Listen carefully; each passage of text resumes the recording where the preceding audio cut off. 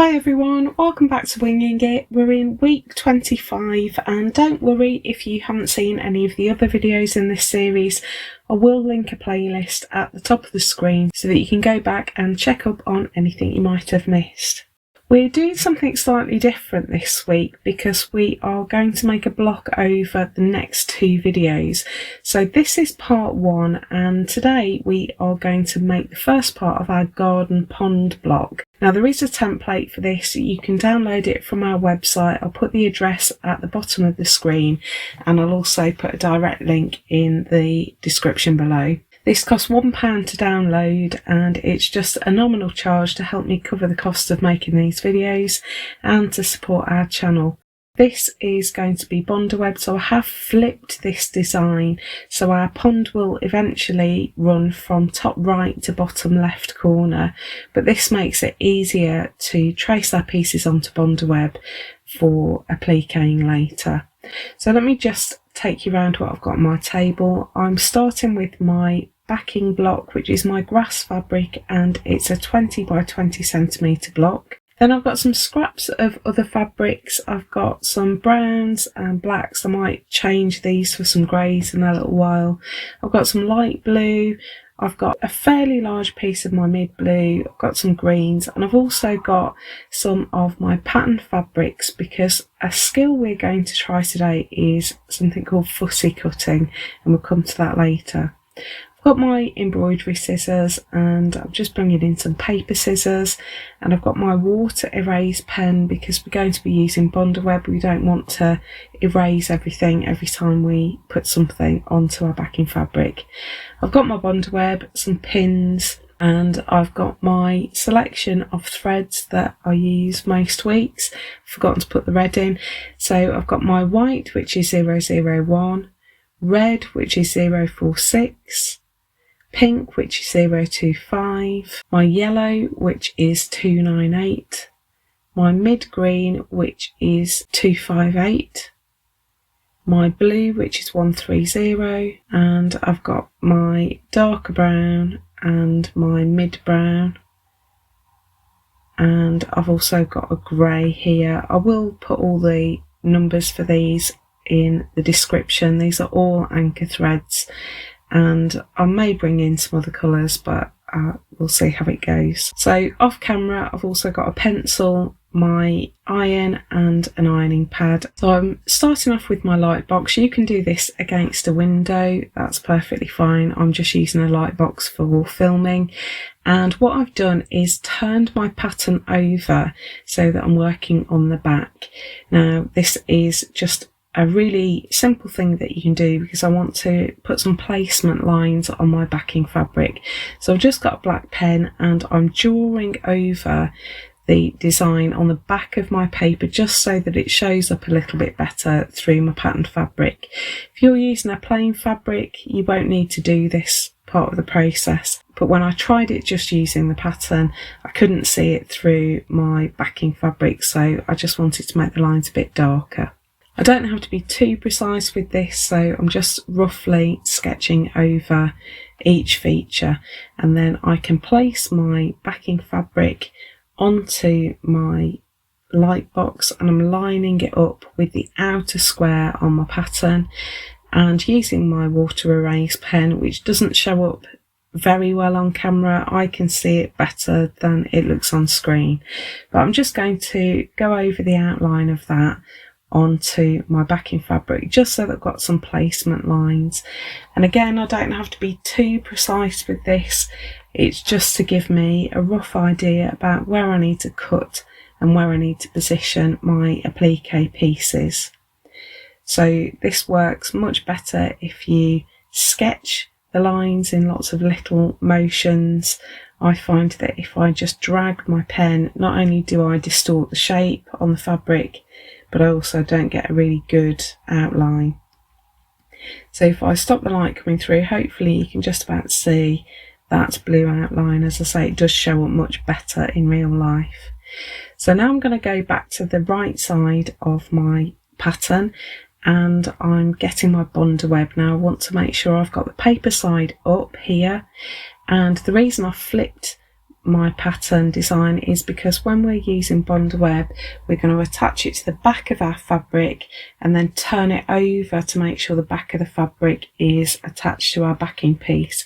So everything we trace onto the bond web is going to be in reverse when we come to it. So just make sure you've got the rough side, the glue side of the bond web on your pattern, and you can see where I've got lines that are hidden by pieces that are going to be in front. I'm just putting in those extra lines and I'm marking each piece with a number, and I'm doing that on the bond web and on the pattern as well, just so that I can tell which stone is which.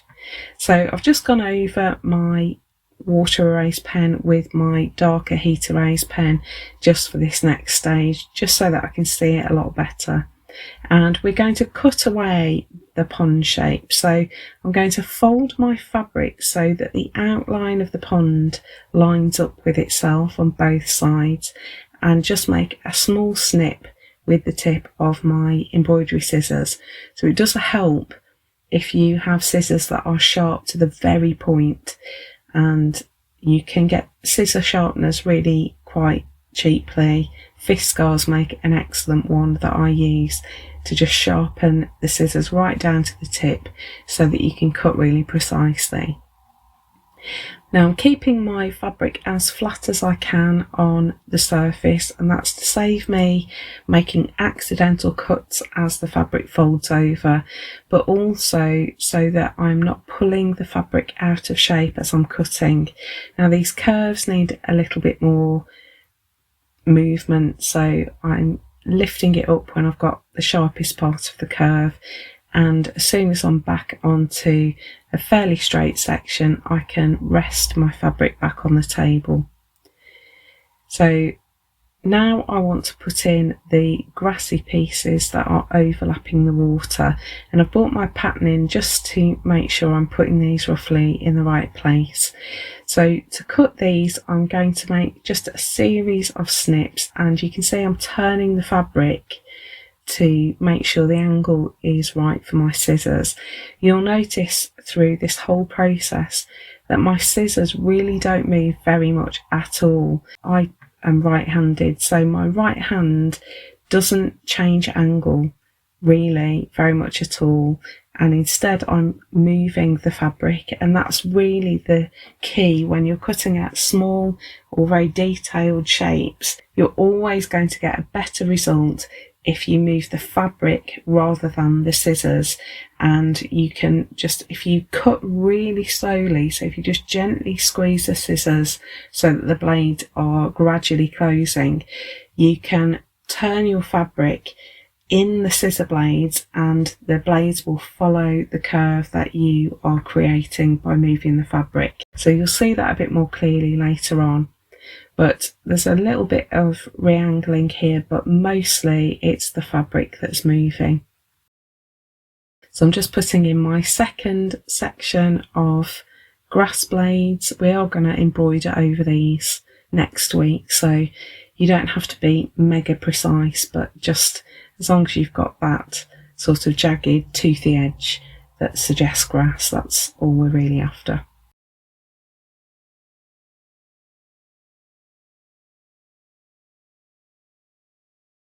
Okay, so that's my pond cut out. So I've kept that in one piece, and that may well come in useful later.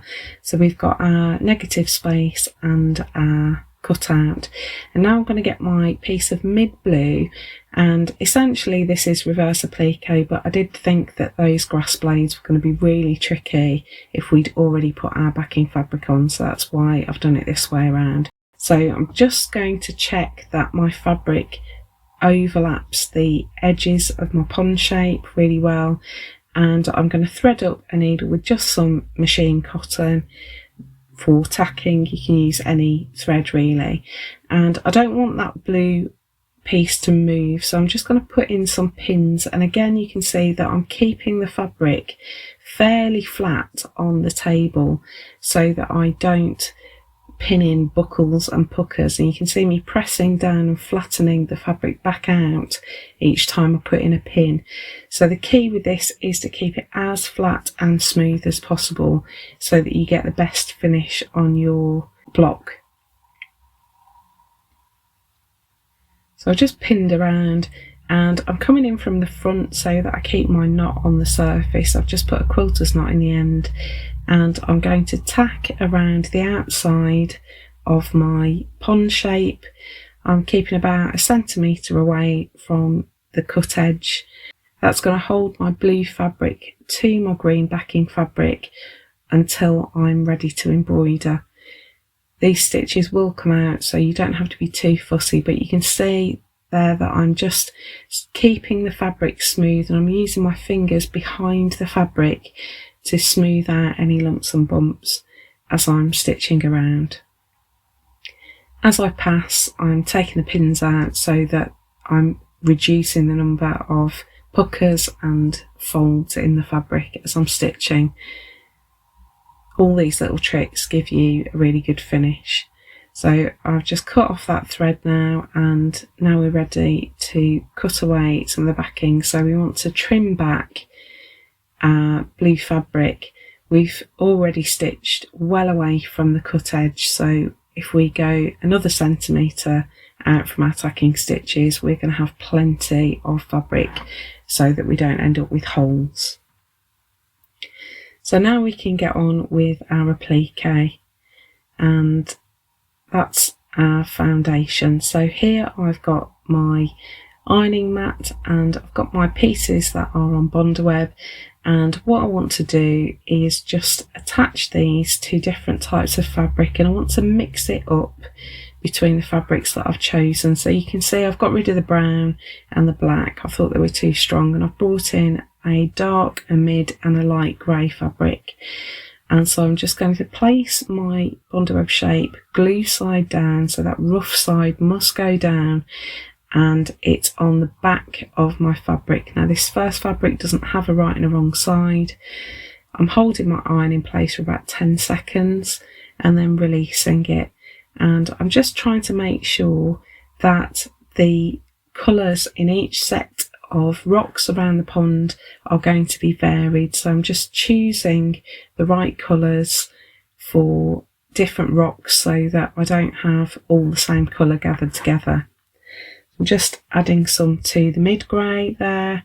I've added the light grey ones, and I'm also now adding my lily pads onto the green fabrics. Now I can cut them out precisely. You'll notice that I cut them roughly first time around. That's totally deliberate, and that means that we are going to get glue right to the very edge of our shape. We're not going to accidentally have to cut around, leaving a bit of a border just to get the precise shape. So if you leave the precise cutting until your Bondaweb is attached to the fabric, you're going to get a much better finish. So I'm just cutting those out, and you can also notice there much more clearly me turning the fabric rather than the scissors to cut those rounded shapes out.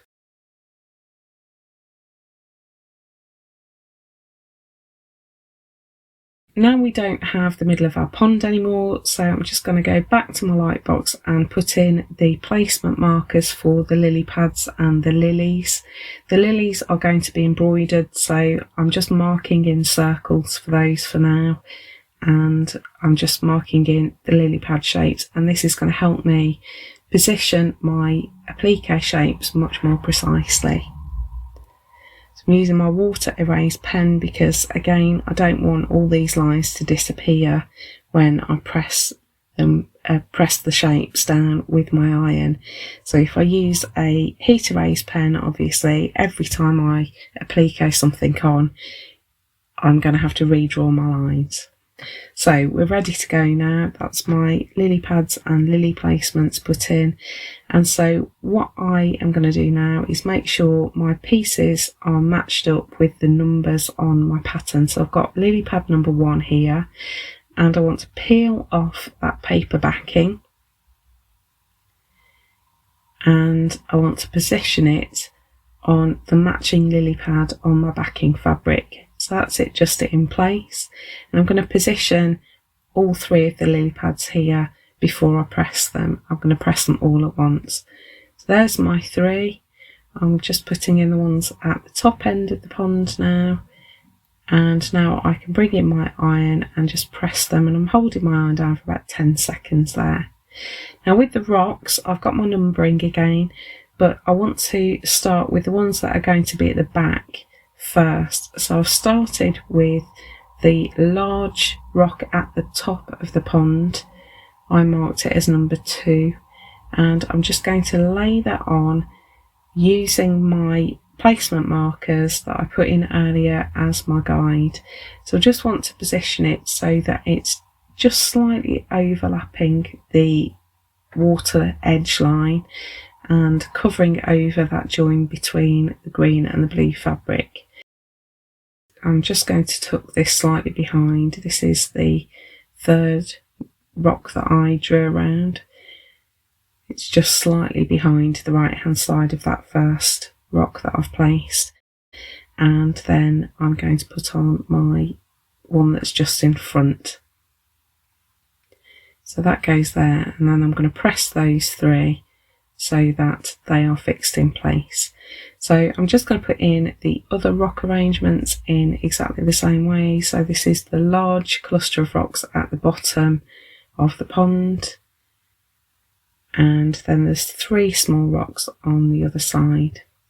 Now we're going to do something called fussy cutting, and for this I want just a small offcut of bond web. So I'm just cutting out a little piece here, and I'm going to bring in my patterned fabrics.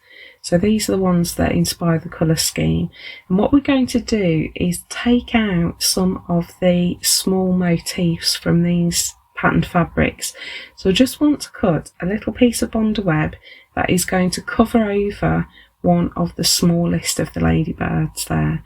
So I'm just putting that little square of bond web over the ladybird and pressing it down in place. And I'm going to let that cool and repeat the process for the other small ladybird that you can see there just left of centre on the fabric. So I'm just going to take these 2 smallest ladybirds. I'm going to try and think about proportion. So the larger ladybirds are just going to look strange next to this pond because they're going to be way too big. I mean, the smallest ladybirds are too big, but they don't look ridiculous. So there we go. So I've put my bond web on the back, and then I'm going to repeat that process on this fabric, and I've got 2 smaller insects here that I can also capture. So this is the back of the fabric, and I'm pressing the bond web on. And so now I want to cut out my tiny little insects to put them on my pond. Now I may well come back to this and put on some daisies. We'll see how it looks when I've put embroidery in. But I'm just going to cut around the very outside edge of that little motif, and you can see here the scissors are absolutely fixed in place, and I'm using my left hand to rotate the fabric as I'm cutting so that I get a really smooth curve around that ladybird. And you can see this work much more when I get to the head of the ladybird, where I'm doing a really tight curve here, and I'm just taking my time, going really slowly, but my scissors are not moving at all. All I'm doing with my scissors is closing the blades really slowly. All the movement to get that curve comes from the fabric that I'm rotating, and actually you can see it quite well when the footage is sped up. So I'll sped this section up, and you'll be able to see really clearly here how much the fabric is moving and how little the scissors are moving. And I'm just curving that fabric all the way around so that I can cut around the outside edge of my insect shape. So that's my little fly, moth, winged insect, whatever it is. and now I've got a little beetle, and this was tricky because of all the legs, but actually if you just go slowly, close your scissor blades really slowly and keep moving that fabric around, you can actually get a really precise cut around your motif. So this is not a skill that we've used before, but it's a great one to practice your precise cutting. So that's where we're going to leave it this week. I've got my lily pads in place, my rocks, and we've done our fussy cutting of our insects. So do join me next week when we're going to add all of our embroidered embellishments to this one, and we're going to really make it come alive and add much more colour. We'll put in our grass and we'll add some detail on the insects, and in the pond we may even add a fish or two. So I hope you've enjoyed that fussy cutting process. If you have, please do give us a like. It would really mean the world to us. It helps our channel more than you can possibly know. If you want to subscribe, just click on our logo down here. It means the absolute world to us. And if you would like some other videos like this, I'll put some over here for you to click on and enjoy. Thanks so much for watching. I hope you really enjoy doing your fussy cutting, and I will see you next week. Bye!